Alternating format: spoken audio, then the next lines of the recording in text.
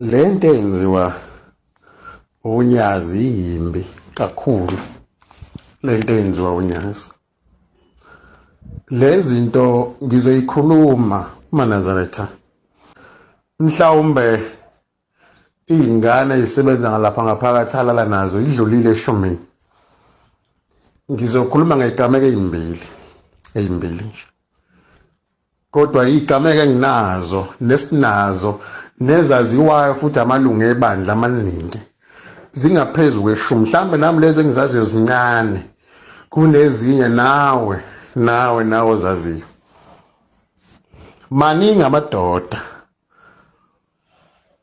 akhulisela unyazi izingane. Uma kungaphosisi kwaku-2015 noma kwaku-2016, uma ngingaphosisi, udaba nje lokuqala engithanda ukukhuluma ngalo, ngoba mhlawumbe omunye ubaba uke washo wathi hayi, isithwalo salo unyazi lifuna wona izintombi lezi ey'gcwele. Angazi-ke bayazi abathola kwenziwa njani ngamantombazana amavajini, njengoba kugcwele abantu abathwele nje esontweni bezokhetha iy'ngane nje, kanti balandela umnikazi wayo lento. Ayikho inyanga engaphezu kwami. Kwase kusuka umshumayeli thizeni kule minyaka kade ngikhuluma ngayo, wahamba wabona ihlazo kulezi ngane ey'sebenza ngaphakathi. Ngiyikhuluma nje lento, wayesebona ihlazo kulezi ngane ey'sebenza ngaphakathi lo mshumayeli,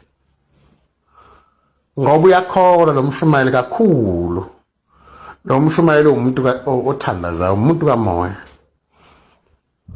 umuntu kamoya.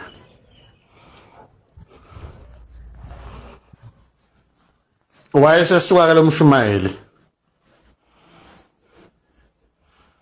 wahamba, wayesethi cha, ngoba ingane engibone ngathi ayikho kahle, oyibona ngathi ikhulelwe, kodwa iqukula isihlalo, kodwa ikhipha iminikelo, yenza yonke into leya ngane, ikhulelwe injalo. Futhi nawo amaMsomo wayekhonzile kakhulu. Abantu abadala-ke bayakwazi ukubona ingane uma kukhona konakela ngamehlo nje, bengazange besho lutho.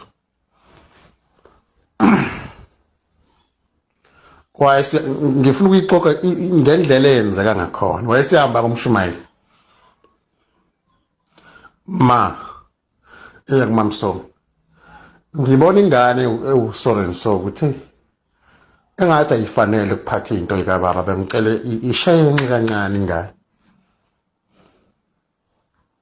Hawu, naye ingane ayihlehle, akufanele iphathe izinto zikababa. Wayekhonzile uMaMsomo kakhulu leya ngane. Wayesihamba-ke uShumayeli waphinde emuva edokodeni lakhe. Kusenjalo wayesebuya uMaMsomo, wayeseya onyazini. Ngizwa kuthiwa lo mntwana unozibanibani unje ukhulelwe kanje nje. Manje bekufikile umshumayeli unozibanibani, becela ukuthi ingane ishenxe into zesonto, sike siyibhekisise le ngane, ngoba uMaMsomo yena akazi ukuthi le ngane umnakwabo unyazi elilala nayo. Ngaleso sikhathi lo mntwana engikhuluma ngayo wayesekhethiwe enye insizwa nje engengize ngisho, ngoba yagcina isiganile khona lapho KwaZulu. Uma ngikwaZulu angisho isibongo, ngisho ukuthi phesheya kothukela. Yagana le ngane, ingakagani njalo kuhamba isikhathi, unyazi linodokotela walo-ke olugilela lemkhuba, siyamazi nanokuthi kuphi wenzani. Base beyithatha ingane so nalo dokotela sakhishwa isisu salo njalo unyazi, sakhishwa isisu sengane. Kwabizwa umshumayeli emva kwey'nsukwana ezimbalwa zomshumayelo esiyafika. Ya mshumayeli, le mntwana akanalutho. Njengoba engenalutho-ke kufana nokuthi usumthukile mshumayeli, ngoba akukho sisi esikhona.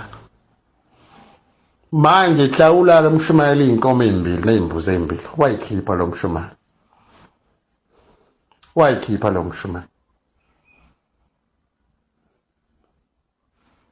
Abaningi khona ngaphakathi bayazi into engikhuluma ngayo, futhi bayazi naleyo ngane engikhuluma ngayo ubani. Umama Soma wayeza ngelinye ilanga ethatha iwashing yakhe yonke ayihambise emzini wayo leyo ntombazane ukuthi imwashele, ayinele, imenzele yonke into. Mase ngibeka kanjalo bazobona abantu ukuthi ngikhuluma ngobani. Wakwenzeka umshumayeli ekhokhela iqiniso. Kuthe kusenjalo kwasekuqhamuka ingane umngani wayo le ntombazane. Naye ikhona lapha ngaphakathi. Hayi siyasixoxela, cha impela siphila ngayo le ndoda. Isicekela phansi. Yasilala namhlanje, ilala la kusasa, ilala la. Kuya ngokuthi namhlanje izwe umsa wayo ukuthi ushone kuphi. Yenze njani? Hawu unkosikazi wakho uyayazi lento eyangazi noma uyazi. Ngoba umkakho unesikhwele uzoyivuma kanjani into enjalo? Hayi nathi asazi. Kodwa nje wenza ukuthandayo. Ngendlela futhi athanda ngayo. Mhlambe sesingaphezu kwabantu abayisihlanu asesikhephisa izisu. Hawu nawe futhi yebo nami njalo.